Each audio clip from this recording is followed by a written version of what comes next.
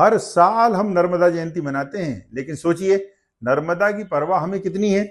जब आप खुद से पूछिए, नेता और अधिकारी की सह पर खुलेआम खनन माफिया नर्मदा नदी के बीचों बीच रेत निकाल रहे हैं। इसे लेकर एनवायरनमेंट स्टोरी ने एक्सक्लूसिव रिपोर्टिंग कर बेहद चौंकाने वाली तस्वीरें आपको दिखाई थी। पूर्व सीएम और वर्तमान सेंट्रल एग्रीकल्चर मिनिस्टर के ही क्षेत्र में नर्मदा को किस तरह छलनी किया जा रहा है। यदि आपको ये देखना है तो डिस्क्रिप्शन में जाकर हमने लिंक दी है, उस पर क्लिक करके आप वीडियो को जरूर देखें। किसी भी नदी के लिए रेत सिर्फ रेत नहीं है, बल्कि उसकी आत्मा और प्राण है। रेत नहीं बचेगी तो जलीय जीव जंतु कहां जाएंगे। इन जीवों की जरूरत सिर्फ खुद के लिए नहीं है, बल्कि ये तो नर्मदा के पानी को साफ करते हैं। इतनी विशालकाय नदी को हम और आप साफ नहीं कर सकते, लेकिन अफसोस अब इन जीवों के लिए जरूरी रेत ही नहीं बची है। आपने महासीर मछली का नाम सुना होगा, शायद नहीं, क्योंकि अब यह इतिहास बन चुकी है। फ्रेश वाटर फिश महासीर, जिसे 2011 में मध्य प्रदेश की राजकीय मछली घोषित किया गया था, सिर्फ नर्मदा में पाई जाती थी, लेकिन अब ये नर्मदा से लगभग पूरी तरह खत्म हो चुकी है। क्यों? क्योंकि नर्मदा की धार टूट चुकी है और ये नदी प्रदूषित हो चुकी है। अपने विशेष नेचर के कारण सरवाइव करने के लिए इस मछली के पास अब कोई मौका ही नहीं है। महासीर मछली के खत्म होने का मतलब है नर्मदा नदी के खत्म होने की शुरुआत। तो सोचिए, क्या सिर्फ नर्मदा जयंती मनाना ही काफी है? नहीं, अब आपको ग्राउंड पर लेकर चलते हैं और दिखाते हैं कि नर्मदा किस हद तक प्रदूषित हो चुकी है। मध्य प्रदेश की राजधानी भोपाल से करीब 100 किलोमीटर दूर है नसरुल्लागंज तहसील है, और उसके पास में चौरसा खेड़ी गांव है। उस चौरसा खेड़ी गांव में है, जो कि छिपानेर जो है उसके पास में यहाँ पर स्थित है। ये जो चौरसा खेड़ी गांव है, उसके पास बिल्कुल नर्मदा आपके सामने दिख रही है, और ये नर्मदा की पूरी स्थिति है ना। नर्मदा की स्थिति में देखिए कि अवैध रेत उत्खनन के कारण, चूंकि एक्वाटिक एनिमल्स जो जलीय जीव जंतु हैं वो बिल्कुल समाप्त प्राय हैं, यहाँ उनके बचने की संभावना नहीं है। और उसके कारण क्या हो रहा है, नर्मदा का पानी बहुत बैडली कंटामिनेट हो रहा है, लगातार खराब हो रहा है। क्योंकि जब नदी में नदी को साफ करने वाले प्राकृतिक जीव जंतु ही नहीं बचेंगे, एक्वाटिक एनिमल नहीं बचेंगे, तो इसका मतलब है नदी में नदी का पानी की गुणवत्ता खत्म हो जाएगी। उसी पानी की गुणवत्ता को नापने के लिए, और ये जो स्थिति आपके सामने दिख रही है, देखिए ये जो पानी जो है वो पानी की गुणवत्ता की स्थिति देखिए, ये रेत उत्खनन का परिणाम है, ये मानवजन्य गतिविधियों का परिणाम है कि हमें पास ये देखिए ये गंदगी जो है नर्मदा के अंदर इकट्ठे हो रही है। बड़ी बेवकूफ़ी भरी बात तो ये है कि सामने यहीं पर देखिए, ये सामने अभी यहाँ उत्सव मनाया जाना है, नर्मदा उत्सव मनाया जाना है, और इस नर्मदा उत्सव के ठीक सामने पानी की ये स्थिति है। पानी सड़ रहा है क्योंकि ये रेत उत्खनन जो है वो रुकने का नाम नहीं ले रहा है, और सारा उत्खनन अवैध है। अब इस पानी की गुणवत्ता को निकालने के लिए हम अलग अलग जो सैंपलिंग साइट्स हैं उनसे हम अलग अलग सैंपलिंग बॉटल लाए हमने, और पूरे नियमों का इस्तेमाल करके, सारी नियमों और विधियों के लिए जितनी गाइडलाइंस दी हैं सैंपलिंग के लिए, वाटर एनालिसिस के लिए, तो उनके सैंपल लेंगे, हर 3 अलग अलग सैंपलिंग स्टेशन से लेंगे, और उसके बाद इनके सैंपल के एनालिसिस हम अपनी लेबोरेटरी में करेंगे, और फिर हम आपको उसके रिजल्ट्स के बारे में बताएंगे।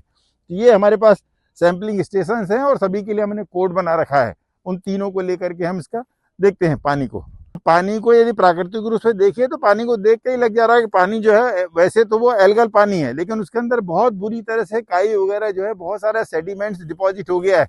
उसके अंदर दूसरे जो माइक्रो ऑर्गेनिजम्स है वो भी सड़ने लगे हैं, क्योंकि उसके अंदर जो कचरा है या सॉलिड वेस्ट है वो लगातार सड़ते जा रहा है। इसीलिए पानी में जो डिजॉल्व ऑक्सीजन है वो खत्म होते जा रही है, और पानी लगातार डिटेरियोरेट हो रहा है।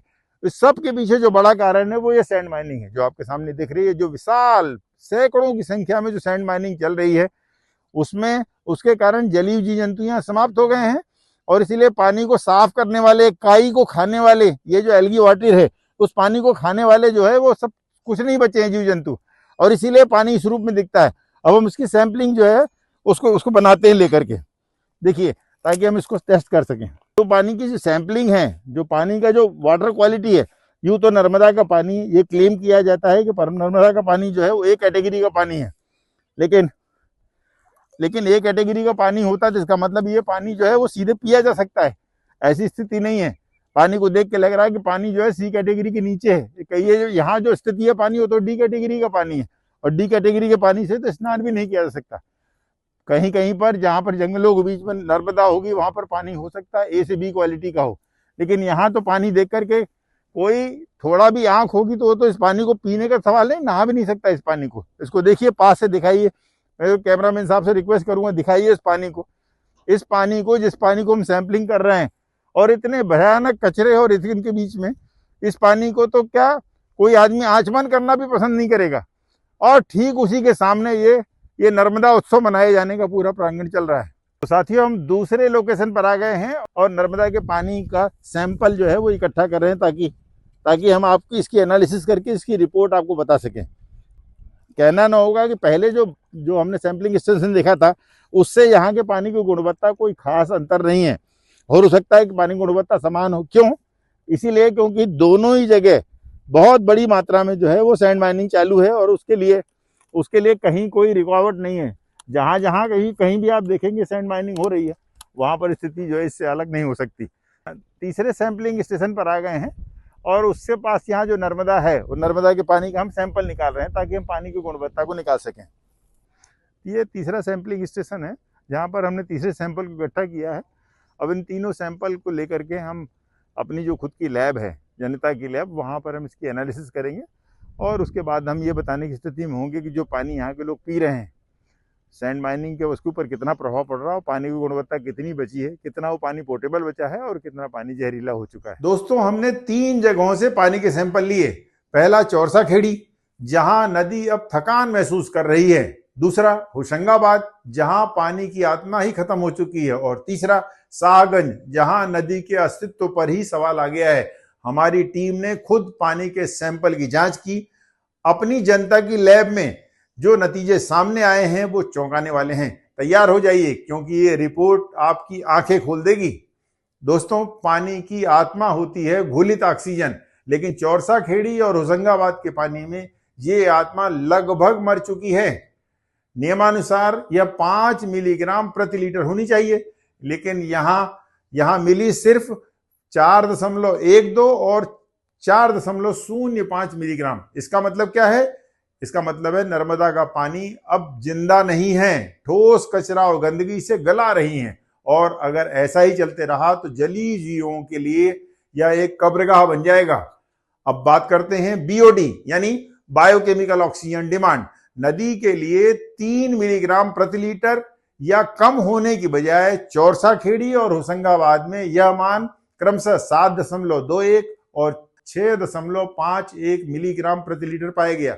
यह एक सीधा संकेत है कि नदी में खतरनाक रसायनों की मात्रा बढ़ चुकी है, बाढ़ आ चुकी है। यह जहर जलीय जीवों के लिए मौत का फरमान है। और अब सबसे चौंकाने वाली बात, मल मूत्र के बैक्टीरिया यानी टोटल कोलीफॉर्म। चौरसा खेड़ी में 1800, होशंगाबाद में 1200 और शाहगंज में 900 एमपीएन प्रति 100 मिलीलीटर पाया गया। तय सीमा सिर्फ 500 एमपीएन की है। सोचिए, ये पानी अब आचमन को तो छोड़िए, नहाने धोने लायक भी नहीं बचा। तो दोस्तों, ये है नर्मदा की सच्चाई, जहां घुलित ऑक्सीजन खत्म हो रही है, रसायनों का जहर घुल रहा है और मल मूत्र के बैक्टीरिया ने नदी को मैला कुचैला जहरीला बना दिया है। अब यह चेतावनी का वक्त नहीं बल्कि आपातकाल है। अगर नर्मदा नहीं बची तो हम भी नहीं बचेंगे। आपने देखा और सुना कि हमारी जांच के अनुसार अधिकांश जगह नर्मदा का पानी अब सी कैटेगरी का भी नहीं बचा है, यानी ये पानी आचमन के लायक तो छोड़िए, नहाने लायक तक नहीं है। और ये हालत क्यों हुई? क्योंकि जो लोग कुछ कर सकते थे वे खामोश बैठे हैं। नेता अधिकारी सब मलाई खा रहे हैं, जबकि नर्मदा दम तोड़ रही है। यह सिर्फ एक नदी नहीं है, यह जीवन है। लेकिन सवाल यह है कि क्या हम भी खामोश बैठे रहेंगे? अगर नहीं तो इस वीडियो को शेयर कीजिए, अपनी आवाज उठाइए और कमेंट कर हमें बताइए कि नर्मदा का कातिल आप किसे मानते हैं। दोस्तों, नर्मदा को बचाने की हमारी इस लड़ाई में शामिल होइए। धन्यवाद। जय हिंद।